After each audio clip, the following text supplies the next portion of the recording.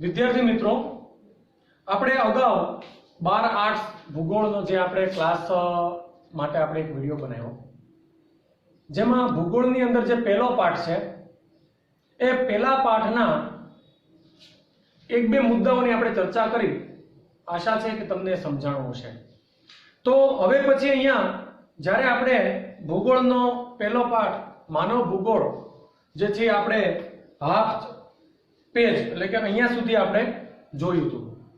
તો હવે અહીંયા 12 આર્ટ્સ ભૂગોળ, માનવ ભૂગોળ, પરિચય, ભૂગોળની વિવિધ શાખાઓ અને એ જે ભૂગોળની વિવિધ શાખાઓ છે એની ચર્ચા આપણે અગાઉ કરી છે. તો એ જે શાખાઓ છે તો એ શાખાઓને આપણે અભ્યાસના સંદર્ભમાં હવે પછી જોવાની છે. છેલ્લે આપણે જે ચેપ્ટર અધૂરું મૂક્યું હતું એમાં એવી વાત કરી હતી કે ભાઈ માનવ ભૂગોળના વિષય વસ્તુને 3 પેટા વિભાગમાં વહેંચવામાં આવે છે: ખગોળ વિષયક લાક્ષણિકતાઓ, સ્થળીય લાક્ષણિકતાઓ અને છેલ્લે માનવીય લાક્ષણિકતાઓ. તો અહીંયા આપણે માનવ ભૂગોળ જ્યારે ભણી રહ્યા છીએ તો એ માનવીય લાક્ષણિકતાઓ, માનવીય સંસ્કૃતિના પરિપ્રેક્ષ્યની અંદર જ આપણે આખું આ 12મા ધોરણની અંદર આર્ટ્સમાં ભૂગોળનો આખો અભ્યાસક્રમ આપણે એવો જ ભણવાનો છે. તો જોઈએ આગળ. ભૂગોળ સંકલિત, જેને સંકલિત કરી શકાય, એકઠું કરી શકાય, જેની માહિતીનું અર્થઘટન કરી શકાય, માહિતીને વિસ્તૃત કરી શકાય એવું ભૂગોળ. આનુભવિક, જેને આપણે પ્રત્યક્ષ અનુભવી શકીએ. માની લો કે વસ્તી વિષયક આંકડા છે, ભૌગોલિક જે વાતાવરણ કે આબોહવા, હવામાન વગેરેને આપણે પ્રત્યક્ષ જઈ અને અનુભવી શકીએ અને એના ડેટા, એનો જે ડેટા છે, એના જે આંકડાઓ છે એને સંકલિત કરી શકીએ, એના ઉપર અભ્યાસ કરી શકીએ. એ સિવાય ત્રીજું છે વ્યવહારિક, એનો આપણે વ્યવહારમાં પણ ઉપયોગ કરી શકીએ છીએ. તો અહીંયા આપણે જોઈએ તો ભૂગોળ જે છે એ સંકલિત, આનુભવિક અને વ્યવહારિક વિજ્ઞાન છે એવું આપણે કહી શકીએ. અહીંયા ભૂગોળ પૃથ્વી સપાટી પર આવેલા વિભિન્ન તત્વો, પાસાઓ નો માનવના સંદર્ભમાં અભ્યાસ કરે છે. પૃથ્વી સપાટી પર પ્રાપ્ત બધા જ તત્વોને તેમની ઉત્પત્તિના આધારે 2 વર્ગમાં વહેંચવામાં આવ્યા છે. જે ભૂગોળની અંદર આપણે જોઈએ કે પ્રકૃતિના જેટલા પણ તત્વો છે એ આપણને જ્યાંથી પ્રાપ્ત થયા છે એને એક 2 વિભાગમાં વહેંચવામાં આવ્યું છે. એક અને તત્વો કેવા હશે તો પહેલું છે એ ભૌગોલિક પરિસ્થિતિમાંથી આપણને પ્રાપ્ત થયા છે, પ્રાકૃતિક રીતે આપણને મળ્યા છે, જેમ કે પેટ્રોલિયમ, ખનિજ તેલ, ઠંડી, ગરમી, જમીન વગેરે વગેરે આપણને પ્રાકૃતિક અથવા ભૌતિક તત્વોના રૂપમાં પ્રાપ્ત થયા છે. અને એનો જ્યારે આપણે ઉપયોગ કરીએ છીએ, માનવ એનો ઉપયોગ કરે છે અને એક સંસ્કૃતિ બનાવે છે પોતાની, એનો ઉપયોગ કરીને, તો એ માનવીય અથવા સાંસ્કૃતિક તત્વો. તો ભૂગોળની અંદર પૃથ્વી સપાટી પરના જેટલા પણ તત્વો છે એની ઉત્પત્તિ 2 રીતે થઈ છે. પહેલું છે પ્રાકૃતિક ભૌતિક તત્વો અને બીજું છે માનવીય અથવા સાંસ્કૃતિક તત્વો. તો આ રીતે આપણને મળે છે. તો એની વિષય શાખાઓ 2 વિકસે છે. અહીંયા ભૂગોળની અંદર આપણે જોયું કે વિવિધ શાખાઓની અંદર પહેલા તો ભૌગોલિક તત્વોની ઉત્પત્તિ અને ઉત્પત્તિ બાદ એની 2 શાખાઓ હોય છે. તો કઈ 2 શાખાઓ? એક બનશે પ્રાકૃતિક ભૂગોળ અથવા તો ભૌતિક ભૂગોળ, જે પ્રકૃતિ દ્વારા એની રચના થઈ છે, પ્રાકૃતિક તત્વો દ્વારા જેની રચના થઈ છે એ ભૌતિક ભૂગોળ છે. અને બીજું છે માનવીય ભૂગોળ, સાંસ્કૃતિક ભૂગોળ, એટલે કે જે આપણે ભણવા જઈ રહ્યા છીએ, માનવ ભૂગોળ. તો 19મી સદીમાં પ્રાકૃતિક ભૂગોળ અને ભૂસ્વરૂપીય ભૂગોળ નામની શાખાઓનો વિકાસ થયો, પરંતુ તેની પ્રતિક્રિયા રૂપે કેટલાક ભૂગોળવિદોએ માનવી અને પર્યાવરણ વચ્ચેના પારસ્પરિક સંબંધોના અભ્યાસને ખૂબ મહત્વ આપ્યું. તો જ્યારે 19મી સદીની અંદર પ્રાકૃતિક ભૂગોળ અને ભૂસ્વરૂપીય ભૂગોળ આ વિષય શાખાઓનો વિકાસ થયો ત્યારે કેન્દ્ર સ્થાને ભૂગોળવિદોએ કોને લઈ લીધો તો કે માનવને. ભૂગોળનું એક આગવું મહત્વ છે, ભૌગોલિક પરિસ્થિતિનું આગવું મહત્વ છે, પણ મનુષ્ય પોતાને એને અનુરૂપ ઢાળતો હોય છે. એટલે ક્યાંક ને ક્યાંક ભૂગોળ અને માનવ વચ્ચે સહસંબંધ છે. એટલે ભૂગોળવિદોએ મહત્વ આપવાનું શરૂ કર્યું કે ભાઈ માનવી અને પર્યાવરણ વચ્ચે પારસ્પરિક સંબંધો છે અને એની ઉપર અભ્યાસ કરી શકાય છે, એની ઉપર તારણો કાઢી શકાય છે, રિસર્ચ કરી શકાય છે.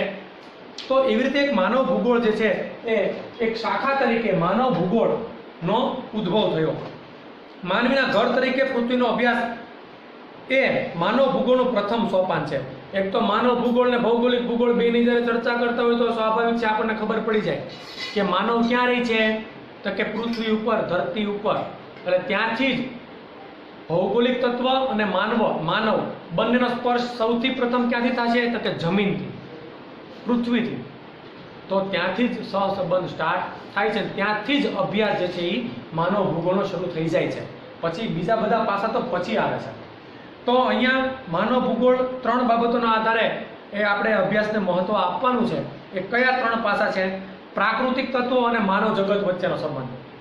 વિદ્યાર્થી મિત્રો, આપણે જાણીએ છીએ જે પ્રકૃતિના તત્વો છે અને આપણે મનુષ્ય જે છે એની બંને વચ્ચેનો જે પારસ્પરિક સંબંધ કેવો છે.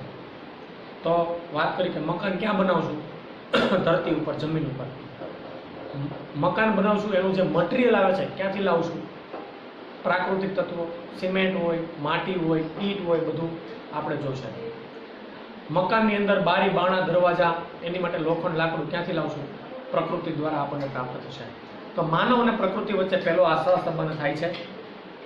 પછી બીજું છે માનવ પ્રવૃત્તિઓનું સ્થાનિક વિતરણ અને તે પ્રવૃત્તિઓ થવા પાછળના કારણો. હવે માનવ જે છે એ કોઈ પણ જગ્યાએ કોઈ પણ પ્રકારના ભૌગોલિક પરિપ્રેક્ષ્યમાં રહેતો હોય, -30 ડિગ્રીમાં રહેતો હોય માનવ, કોઈ પણ વ્યક્તિ, તો એ 30 ડિગ્રીમાં એ જે રહે છે તો ત્યાં એને જે કાંઈ વસ્તુઓ, પ્રાકૃતિક વસ્તુઓ પ્રાપ્ત થશે એ રીતે એ પોતાના જીવનને ઢાળી દેશે. કોઈ રણ વિસ્તારમાં રહે છે જ્યાં 40 ડિગ્રી તાપમાન 12 મહિના રહે છે, તો એના વસ્ત્રો, એનો ખોરાક, એને જે પ્રાકૃતિક તત્વો દ્વારા જે સાધન સામગ્રી મળે છે એમાં એ ઢળી જશે.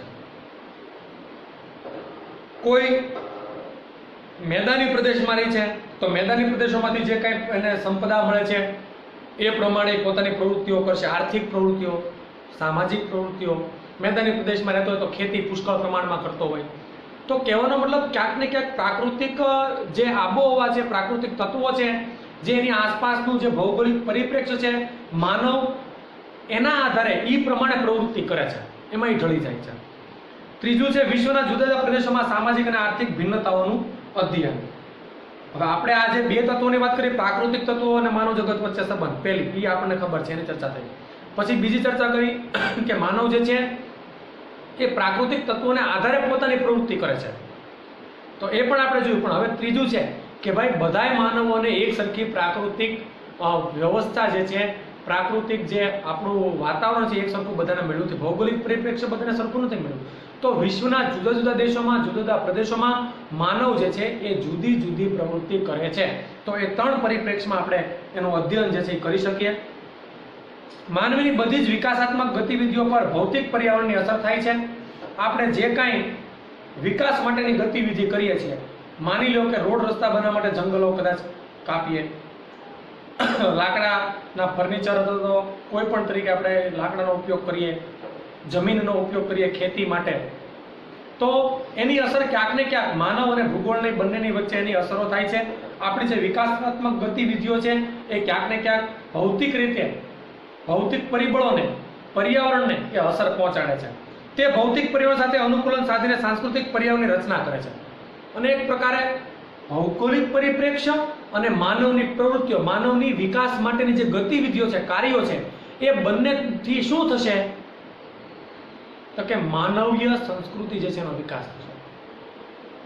રણ પ્રદેશમાં આપણે જોઈએ કોઈ ખેતી કરે ન કરે, ક્યાં વરસાદ નથી, ખેતી લાયક જમીન નથી. મેદાની પ્રદેશમાં જાશું તો ત્યાંનો માણસ, ત્યાંનો મનુષ્ય ખેતી કરવા લાગશે. એને ખબર છે કે ભાઈ ફળદ્રુપ જમીન છે, મેદાની પ્રદેશ છે, સિંચાઈની સગવડો આપણને મળવાની છે, વ્યાપાર પરિવહન વિકસવાના છે.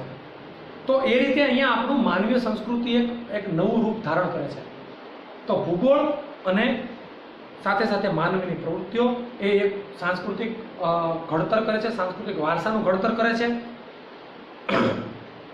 માનવ અને પર્યાવરણ વચ્ચેના આંતર સંબંધો ગતિશીલ છે. જેમ ભૌગોલિક પરિપ્રેક્ષ્યની અંદર આખા વર્ષ દરમિયાન અલગ અલગ પ્રકારનું આબોહવા, તાપમાન, વાતાવરણ તમને જોવા મળે છે, બરાબર ઠંડી, ગરમી કે વરસાદ જોવા મળે છે, એ પોતાની રીતે બદલે છે, ગતિશીલ રહે છે. એવી જ રીતે મનુષ્ય પણ વાતાવરણને અનુરૂપ ગતિશીલ રહેતો હોય છે, અલગ અલગ પ્રવૃત્તિઓ કરતો હોય છે. પણ જ્યારે બંનેનું વચ્ચે સહસંબંધ થાય ત્યારે ઘણી વખત ત્રીજી પરિસ્થિતિ પણ ઉત્પન્ન થતી હોય છે. પર્યાવરણને પણ નુકસાન થાય અને મનુષ્યને પણ નુકસાન થાય. પણ એ સહસંબંધ એટલા માટે છે વિદ્યાર્થી મિત્રો કે આપણે એની સાથે તાલમેલ બાંધી અને આપણે વિકાસાત્મક કાર્યો કરવા જોઈએ, જે આપણે 11મા ધોરણમાં પણ ભણ્યા અને 12મામાં પણ વધારે ભણશું. કારણ કે આપણે કેન્દ્રમાં છીએ, અહીંયા માનવ ભૂગોળની શાખામાં. એટલે આપણે આવું બધું જ ભણવાનું છે કે ભાઈ મનુષ્ય જે છે એ પર્યાવરણના ભોગે નહીં પણ પર્યાવરણની સાથે એનો વિકાસ કરે અને આવનારી પેઢીને કંઈક આપે. તો અહીંયા આપણે એ જોશું પ્રાકૃતિક તત્વો અને માનવ જગત વચ્ચેનો સંબંધ, સાંસ્કૃતિક પરિણામ ઉદ્ભવ થવાના કારણો, વિશ્વના જુદા જુદા પ્રદેશોની સામાજિક અને આર્થિક ભિન્નતાઓ, માનવીની સાંસ્કૃતિક અને આર્થિક પ્રવૃત્તિઓ વગેરે પાસાઓનો અભ્યાસ માનવ ભૂગોળમાં થાય છે. જો અહીંયા પ્રાકૃતિક તત્વો અને માનવ જગત વચ્ચે શું સંબંધ છે એ આપણે જોવાનું છે કે ભાઈ પ્રકૃતિની સાથે આપણે સંકળાયેલા છીએ. પ્રકૃતિ દ્વારા આપણને ઘણું બધા સંસાધનો પ્રાપ્ત થયા છે. જો એ બધું પ્રાપ્ત ન થાય તો આપણો વિકાસ ન થાય. બીજું, સાંસ્કૃતિક પર્યાવરણ ઉદ્ભવ થવાના કારણો. સાંસ્કૃતિક બાબતો મનુષ્ય પર્યાવરણની સાથે જ્યારે જોડાય, ભૂગોળની સાથે જોડાય અને વિકાસાત્મક કાર્યો કરે, એક નવી સંસ્કૃતિનો ઉદ્ભવ થાય છે. એક નવી વિષય શાખા એટલે કે સાંસ્કૃતિક શાખા એ ઉદ્ભવે છે. વિશ્વના જુદા જુદા પ્રદેશોની સામાજિક અને આર્થિક ભિન્નતાઓ, ભારતની અંદર કેવું વાતાવરણ છે, કેવી સંસ્કૃતિ છે, કેવું ભૌગોલિક પરિપ્રેક્ષ્ય છે, અમેરિકાની અંદર, ઓસ્ટ્રેલિયાની અંદર કેવી સંસ્કૃતિ, કેવી ભૌગોલિક પરિપ્રેક્ષ્ય છે. તો આવી રીતે તફાવત, ભિન્નતા જોવા મળે છે આખા વિશ્વની અંદર. એ સિવાય માનવીની સાંસ્કૃતિક અને આર્થિક પ્રવૃત્તિઓ, દરેક જગ્યાએ માનવીની સાંસ્કૃતિક પ્રવૃત્તિ પણ અલગ હોય, બધાની સંસ્કૃતિ કલ્ચર પણ અલગ હોય અને બધા લોકો જે આર્થિક પ્રવૃત્તિ કરે છે વિશ્વના જુદા જુદા દેશોની અંદર, તો એની આર્થિક પ્રવૃત્તિ પણ અલગ હોય. તો અહીંયા આપણે એ પાસાનો પણ અભ્યાસ માનવ ભૂગોળની અંદર થાય છે. તો આપણે બધા જ ચેપ્ટર માનવ સંસ્કૃતિને લગતા, માનવ ભૂગોળને લગતા એનો આપણે અભ્યાસ કરવાનો છે. એ સિવાય પ્રકૃતિ અને માનવ અવિભાજ્ય તત્વો છે. બંનેને સમગ્રતાની દ્રષ્ટિએ સમજાવવાનો પ્રયત્ન માનવ ભૂગોળ કરે છે. બંને અવિભાજ્ય છે ભાઈ. આપણી વગર પ્રકૃતિનું કાંઈ ન થાય, પ્રકૃતિના તત્વો વગર આપણું કાંઈ ન થાય. માની લો કે પ્રાકૃતિક તત્વોનો ઉપયોગ મનુષ્ય પોતાના વિકાસ માટે કરે છે, તો સાથે સાથે આવનારી પેઢી માટે એને પાછું વૃક્ષો કાપી નાખીએ તો પાછા થોડાક વાવવા પણ જોઈએ. આપણે બંને તાલમેલ જાળવી રાખવો જરૂર છે. માનવ અને પર્યાવરણ બંનેએ તાલમેલ જાળવી રાખવો ખૂબ જ જરૂરી છે. પ્રસિદ્ધ ફ્રેન્ચ ભૂગોળવેત્તા છે જીન બ્રુન્સ. માનવ ભૂગોળની વ્યાખ્યા આપતા એ શું કહે છે જોઈએ. માનવ ભૂગોળ એવા બધા જ તત્વોનો અભ્યાસ કરે છે જે માનવીની ક્રિયા અને પ્રતિક્રિયા દ્વારા પ્રભાવિત થાય છે. માનવ ભૂગોળ એ બધા જ પાસાઓનો અભ્યાસ કરે છે કે જે માનવીની ક્રિયા અને પ્રતિક્રિયા, માનવી જે કાંઈ કાર્ય કરે છે ભૂગોળની સાથે રહીને, પર્યાવરણની સાથે રહીને જે કંઈ પણ કાર્ય કરે છે, તો એ કાર્યની પ્રતિક્રિયા કોણ આપશે? ભૂગોળ. પર્યાવરણ જે છે પ્રતિક્રિયા આપે છે. તો એ બંનેની વચ્ચે સહસંબંધ છે, બંને એકાબીજા સાથે જોડાયેલા છે અને બંને એકબીજાથી પ્રભાવિત થાય છે. આપણે જંગલોનો નાશ કરી નાખશું, ગ્લોબલ વોર્મિંગની સમસ્યા ઉત્પન્ન થશે. કારણ કોણ? તો કે ભાઈ પ્રકૃતિની અંદર ખલેલ પહોંચી છે. પ્રકૃતિનો અંદર જેની જે આખું ચક્ર હતું, સાયકલ હતી, એમાં ક્યાંક ને ક્યાંક વિક્ષેપ પડ્યો છે, એટલે ગ્લોબલ વોર્મિંગની સમસ્યા ઉત્પન્ન થઈ છે. શા માટે સમસ્યા ઉત્પન્ન થઈ? તો કે ભાઈ મનુષ્યએ પ્રકૃતિના તત્વો જે છે એને, પ્રકૃતિના તત્વોનો નાશ કર્યો છે. ઓઝોન વાયુ જે છે એમાં ગાબડા પડી જશે, ગરમી પડશે. શા માટે? તો કે ભાઈ મનુષ્ય જે કાંઈ પણ ક્રિયા કરે છે એની પ્રતિક્રિયા કોણે આપી છે? તો કે પર્યાવરણે. વૃક્ષો કાપી નાખીએ, જમીન ધોવાણ થાય, ફળદ્રુપતા ઘટી જાય. શા માટે? તો કે ભાઈ મનુષ્યએ જે છે એ જમીનના ધોવાણને અટકાવ્યું નથી. તો પ્રતિક્રિયા શું મળશે? તો કે ભાઈ પાક ઉત્પાદન થશે નહીં અથવા તો ખૂબ જ ઓછું થશે, ફળદ્રુપ જમીનો ઘટી જશે. તો ક્યાંક ને ક્યાંક પેટ્રોલિયમ હોય, પ્રદૂષણ હોય, બરાબર, તો આ બધી બાબતો જે છે એ પર્યાવરણની અંદર આપણે વિક્ષેપ ઊભો કરે છે. આપણે કોઈ કાર્ય કરીએ છીએ, એ કાર્યની પ્રતિક્રિયા રૂપે ભૂગોળ અથવા તો પર્યાવરણ જે છે એ આપણને કાંઈક ને કાંઈક અસર આપે છે. અને એમ આપણાથી પણ પ્રકૃતિને અને ભૂગોળને એના કાર્યથી આપણને પણ પ્રતિક્રિયાઓ મળે છે. તો આપણી વચ્ચે ક્રિયા પ્રતિક્રિયાનો પણ સંબંધ છે, એવું જીન બ્રુન્સ કહે છે. તો વિદ્યાર્થી મિત્રો, આજે આપણે અહીંયા સુધી અભ્યાસ કર્યો. ન સમજાય ફરીથી આપણે વિડીયો દ્વારા ફરીથી ભણીશું. તમે જે માનવ ભૂગોળની અન્ય વ્યાખ્યાઓ છે, જેમ કે ફ્રેડરિક રેડઝેલ, કુમારી Ellen Semple, Paul Vidal de la Blache અને એલ્સવર્થ હન્ટિંગ્ટન, તો એની વ્યાખ્યાઓ જોજો અને જે કંઈ અહીંયા સુધી આપણે ભણ્યા છે એ પણ જોજો. આગળ આપણે માનવ ભૂગોળનું વિષય વસ્તુ જે છે એટલે પ્રાકૃતિક સંદર્ભમાં અને સાંસ્કૃતિક સંદર્ભમાં એ આપણે જોવાનું છે. અસ્તુ, ધન્યવાદ.